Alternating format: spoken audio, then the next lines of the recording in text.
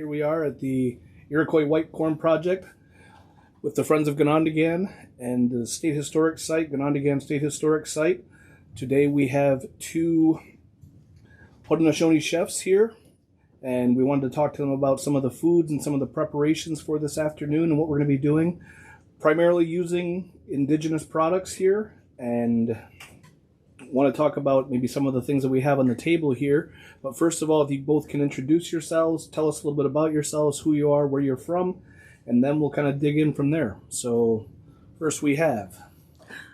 Hi, I'm Angela Ferguson. I am Onondaga Eel Clan, and I am the supervisor of the Onondaga Nation farm, where we grow all our traditional foods for our community members, and we're trying to bring back all of our pre-colonial diet, bring the health and wellness back to our people, and also honor all of our relatives, not only the three sisters, but also getting back into foraging, hunting, fishing, medicine gathering, and things like that. Okay, and who is this fine gentleman that we have today? It's really Noni Legwasnean gets.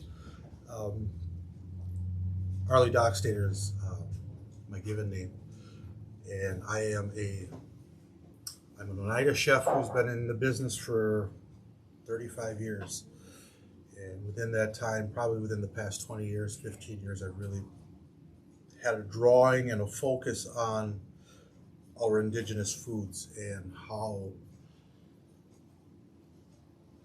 not only to prepare them, but to even more get to understand my relationship and our relationships and our responsibilities to these relatives and what they can do for us.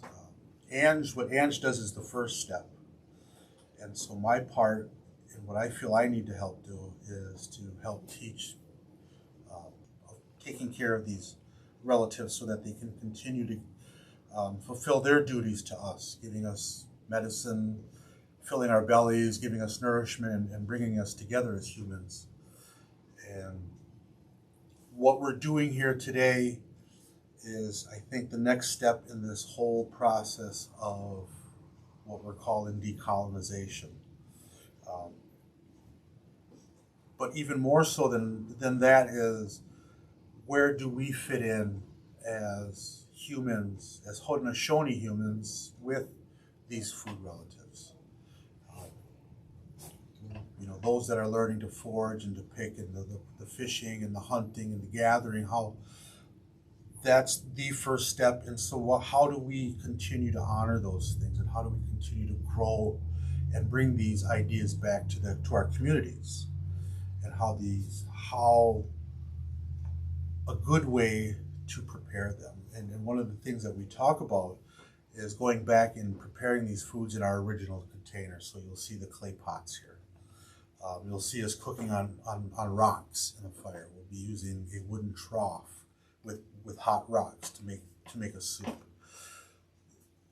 What we want to really bring out is not so much certain recipes or more focusing on the ingredients. You always hear things that we talk, in the business we talk about the best ingredients, the freshest ingredients, but they're all the best. They all have responsibilities. They all have a certain flavor. They all have a certain duty. And as someone who's been in this business for a long time, who's been taught by people like Angela and Amy and some of the elders that I have got to speak with, and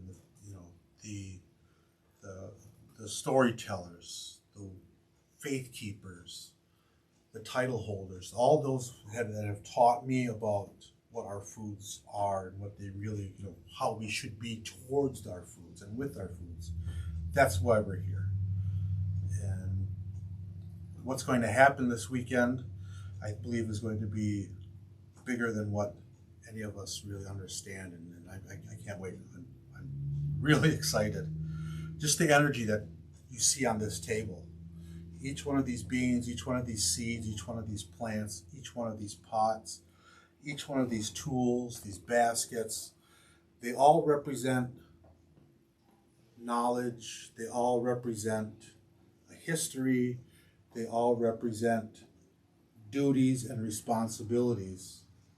And what we're going to do and what we just want to start doing is finding out and starting that conversation, starting a dialogue, not only with each other, but with these relatives and how they can help us and what they want and what they need for us and how we as humans take that to the next step for our people and our communities, for the healing.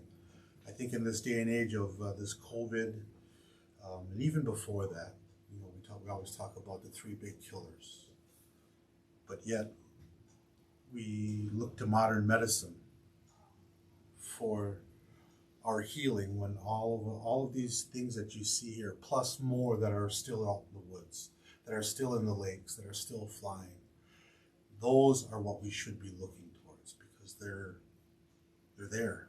They haven't left us. And what's going to happen this weekend, I think, and they've already reached out to many of us, the dreams, the whispers in our ears, the ideas that pop in our heads, the epiphanies, the aha moments, all those, the light bulbs going off. That's these relatives telling us, I'm still here. Let me help. Let us help.